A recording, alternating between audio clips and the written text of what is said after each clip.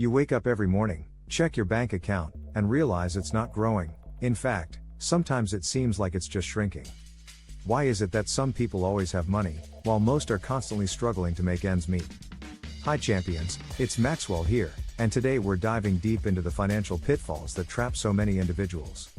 In our fast-paced, consumer-driven society, there's a silent but persistent pressure to live beyond one's means. It might be the temptation to keep up with the latest trends or the next-door neighbor's new car. But remember, often the most financially stable people are those who live frugally and prioritize needs over wants. And ironically, the facade of opulence can sometimes hide mountains of debt. And while we're on the subject of education, isn't it puzzling that our schools often miss out on teaching the basics of financial literacy? We learn about historical events and complex mathematical problems, but not about budgeting, investing, and saving. These skills are paramount to leading a financially stable life. Then there's the aspect of life's unpredictability. A sudden car breakdown or a surprise medical bill can throw anyone off their financial game. That's why an emergency fund is not just a luxury but a necessity. Without it, the only option left might be borrowing, setting off a dangerous debt spiral. Speaking of debt, let's talk about credit cards. They're convenient, yes. But without proper use, they can become shackles. High interest rates combined with the habit of only paying the minimum balance can inflate small purchases into massive debts.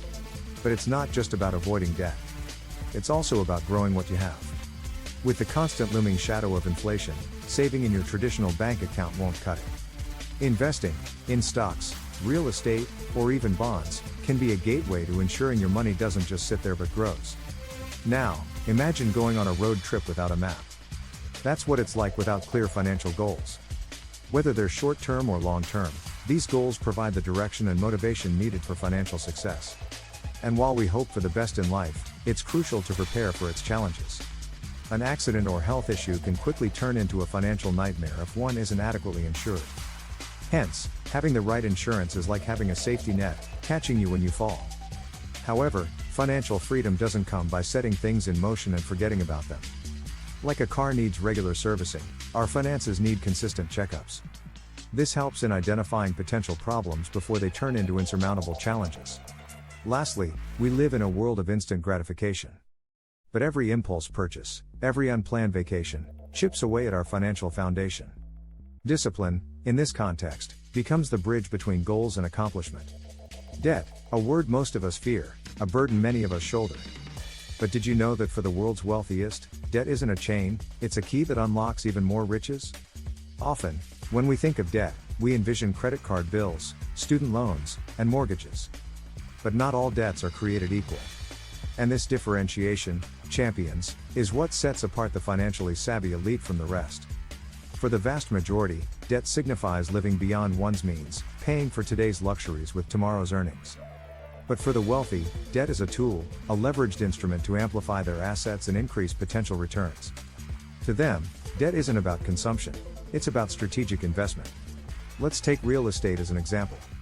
Imagine buying a property worth $1 million. Now, you could fully fund it with your own money, or you could pay a 20% down payment and finance the rest through a loan. By opting for the latter, you now have the potential to invest in multiple properties using the same initial sum. As property values appreciate, so does your overall wealth, and all while using the bank's money. But it's not just about leveraging. Rich people are also experts in navigating the interest landscape.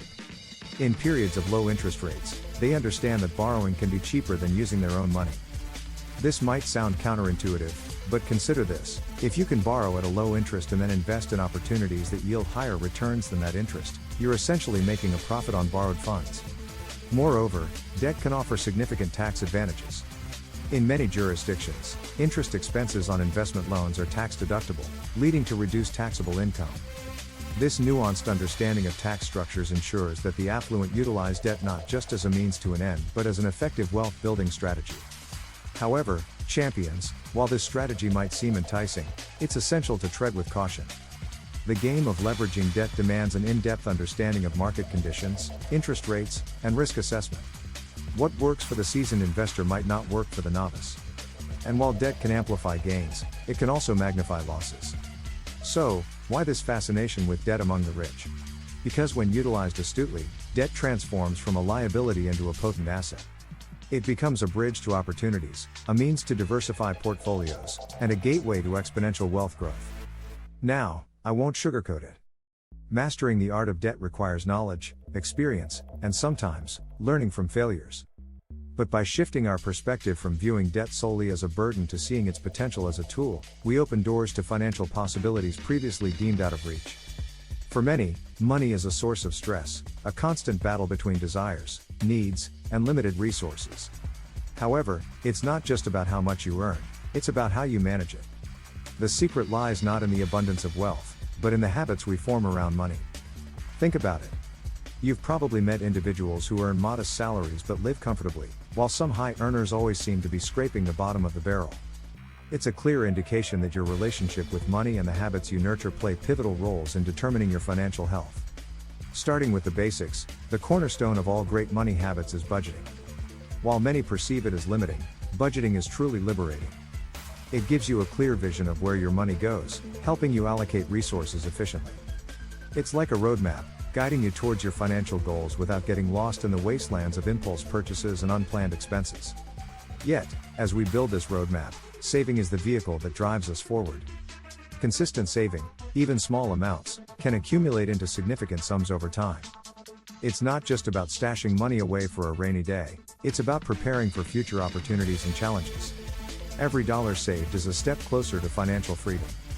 And while saving is pivotal, investing is the turbo boost. The wealthy understand that letting money sit idle is a missed opportunity. Instead, they put their money to work, seeking avenues that offer growth and multiplying their wealth. From stocks to real estate, the avenues are vast, but the principle remains the same: make your money work for you. However, it's not just about earning and growing, it's also about protecting. Insurance, often overlooked, is a shield against life's unpredictabilities. It ensures that when the storms of life hit, you and your loved ones remain secure, without being thrown into financial turmoil. Champions, this has been a revelation for many, and I hope it was for you too. I'd love to hear your thoughts on this, so please drop a comment below. If this sparked a light bulb moment for you, hit that like button, share it with a friend who could benefit, and if you haven't yet, do subscribe to the channel. And always, let me know what other topics you'd love for us to explore together.